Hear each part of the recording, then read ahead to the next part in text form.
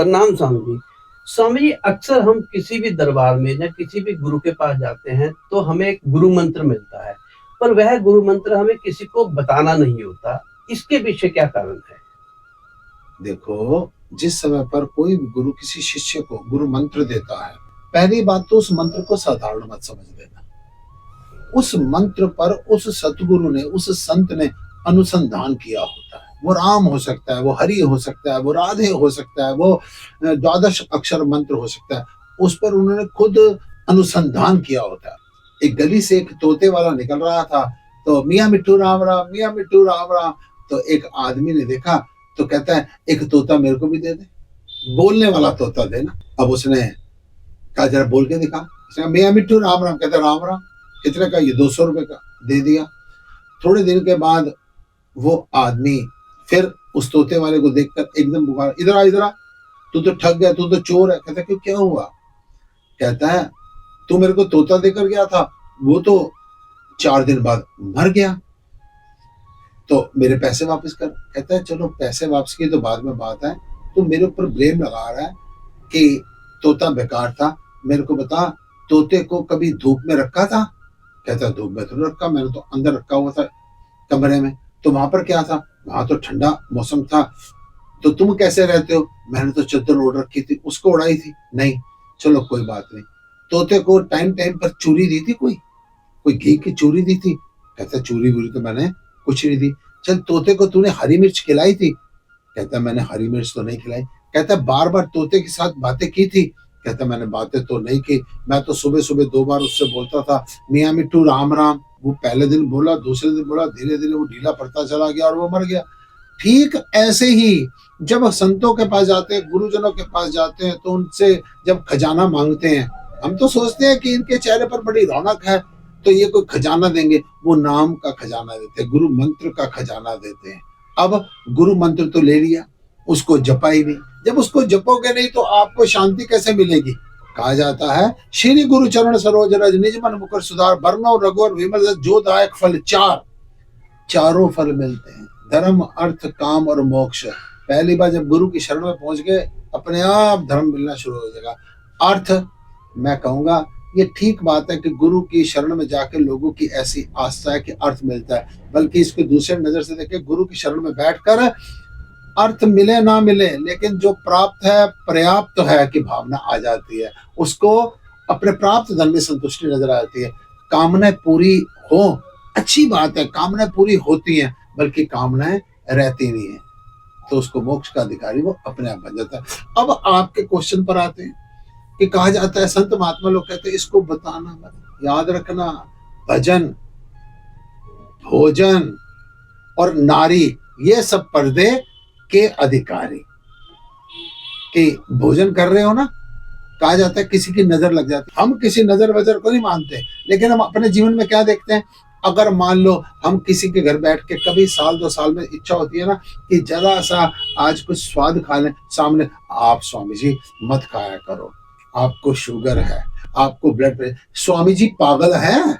स्वामी जी मूर्ख हैं? आप देखते नहीं दिन रात वो स्वामी जी, वो संत महात्मा लोग मेहनत कर रहे हैं, तो आप उनको शिक्षा दे रहे हैं। अगर मान लो मोस्टली वो क्या खाते हैं, वो अगर रुखी सुखी अगर खाते हैं, अरे स्वामी जी कुछ ना कुछ खाया करो ना, ऐसे शरीर कैसे चलेगा? भोजन पर्दे में, आप अपनी इच्छा के अनुसार, आप अपने स्वास्थ्य के अनुसार, आप अपनी दैनिकचर्या के अनुसार खा रहे हैं। हर आदमी टोका टाकी करेगा।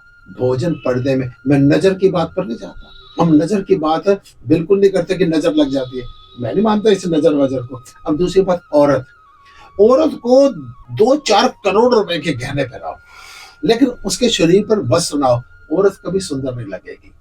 जितनी औरत पर्दे में होगी, महिला जितनी बहू बहन बेटी, जितना सर पर पल्लू होगा, जितनी वो हया है औरत का एक गहना, इसी हया पे यकीन रखना, हजार बातें।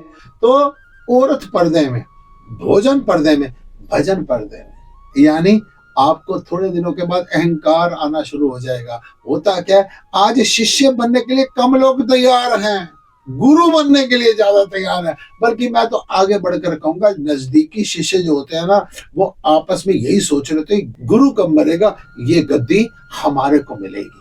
4 दिन अगर उनको कोई अगला आदमी कहे ना कि आपने गुरु दीक्षा ले रखी है, आप हमारे को दे दो, तो सारे गुरु बनने को तैयार बैठे हुए हैं। अब उस मंत्र की मर्यादा नहीं पता, गुरु की मर्यादा नहीं पता है, वो इस चक्कर में, गुरु बनने के चक्कर में ठेलम ठेला हो जाएंगे। ना खुद अकल है, अभी अकल लेने आए थे और खुद शिक्षा देने चले गए।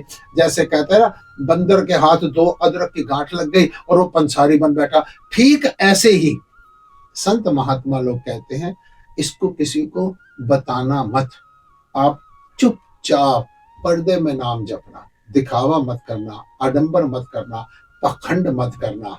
यानी जितना तो चुपचाप भजन करेगा ना, उतना आनंद मिलेगा। और जितना तू मान ले तेरे को एक मंत्र दिया, तो इसको दिखावा आडंबर पखंड में अगर फंस जाएगा, तो तेरे लिए ये मंत्र भी दुविधाग्रस्त हो जाएगा, परेशानी का कारण बन जाएगा। भजन, भोजन और नारी, ये सब पर्दे के अधिकारी।